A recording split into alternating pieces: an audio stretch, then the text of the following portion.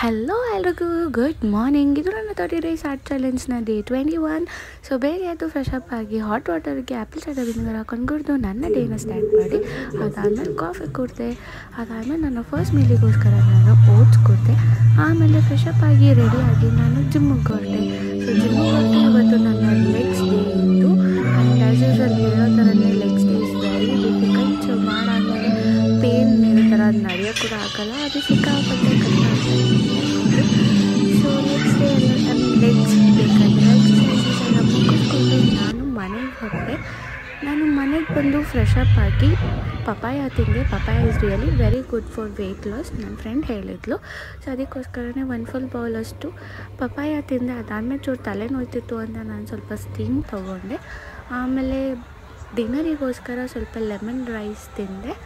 And S, ಇದಾಗಿತ್ತು ನನ್ನ ಇವತ್ತಿನ ಮಿನಿ ಬ್ಲಾಗ್. ಹೋಪ್ ಎಲ್ರಿಗೂ ಇಷ್ಟ ಆಗಿರುತ್ತೆ ಅಂತ ಭಾವಿಸ್ತೀನಿ. ಇಷ್ಟ ಆಗಿದ್ದರೆ ಸಪೋರ್ಟ್ ಮಾಡೋದು ಮಾತ್ರ ಮರಿಬೇಡಿ ಅಂತಲೇ ಕೇಳ್ಕೊತೀನಿ.